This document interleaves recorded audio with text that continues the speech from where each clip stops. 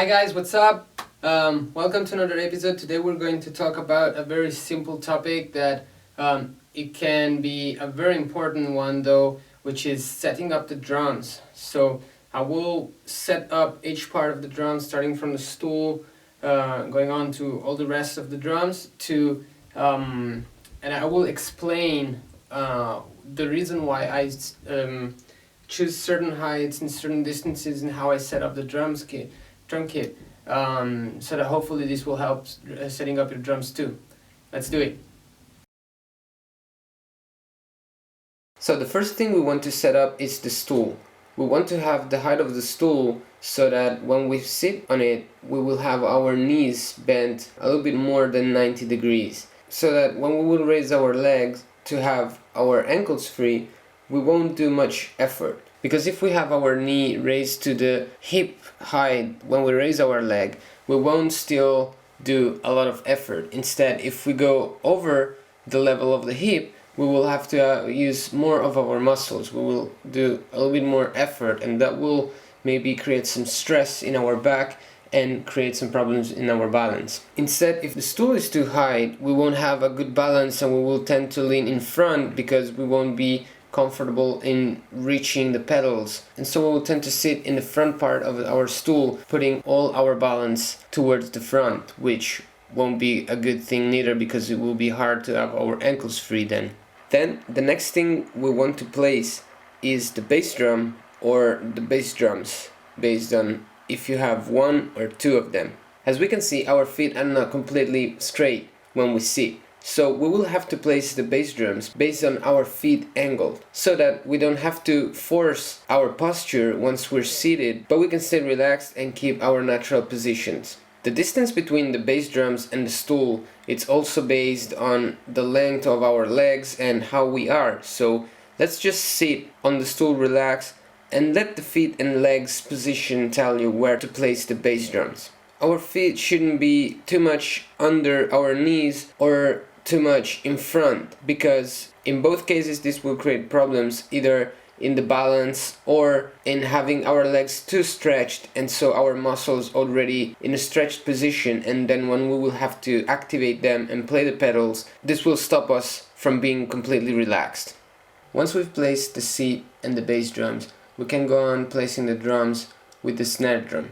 To place the snare drum, we can grab our sticks, put the tips of the sticks together, keeping our shoulder completely relaxed and our back straight, and then we can place the snare drum putting the center of it where the tips of the sticks are. In this way, we will know that if we stay in a relaxed position, keeping our shoulder relaxed, we will hit the center of the snare drum without having to move our body in front or backwards.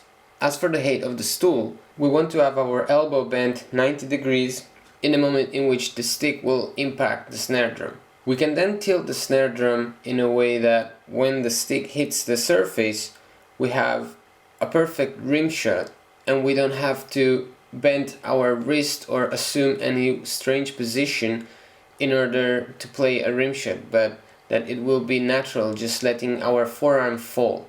Then we can mount our toms and put them so that it is comfortable for us, just by extending a little bit our arms to reach them, and without having to turn the upper part of our body too much to go around the set. So also here we want to keep our back straight and just stretch our arms a little bit to reach with the tip of the sticks the center of the tom without having to lean in front. Same thing happens for the height of the toms. Once we can reach them easily just by stretching our arms without having to raise our shoulders or assume any strange position so that we can play comfortably, then it means that that's the right height and right inclination for our toms. Let's also keep in mind that every surface that we're going to play on, it's going to be like the floor when we bounce a ball. So if it would bounce back straight towards us, or if it would bounce back in weird directions. In that way, we can calculate exactly how to put our toms so that the rebound will be straight towards us and not in any other direction. This is very important to have a good agility around the drum set, especially when we play fast. As for the floor tom, we want to keep in mind different things. First of all, being on the side, we don't want to turn our upper part of the body too much. And for example, if you have it on your right side, it means that we will have to turn to hit it right in the center with our left hand, and of course it will be the opposite if we will have it on our left side. But also we want to keep in mind that the floor tom doesn't have to be too close to my right hand, forcing me to move my upper part of the body to be comfortable in hitting the floor tom right in the center, but just by rotating the upper part of our body without leaning the weight right or left. So I will have to position the floor tom in a way that my right hand it's just comfortable to fall, keeping the upper part of my body and the shoulder in my natural position, and that it's not going to be too far for my left hand to reach it. Instead, as for the height of the floor tom, I usually keep it a little bit lower than the snare drum because I mount my ride just on top of it, and I don't want my floor tom to be in the way of my stick while I play the ride. So that's just my choice, and I'm comfortable in playing that way. Of course you can mount your ride in a different way.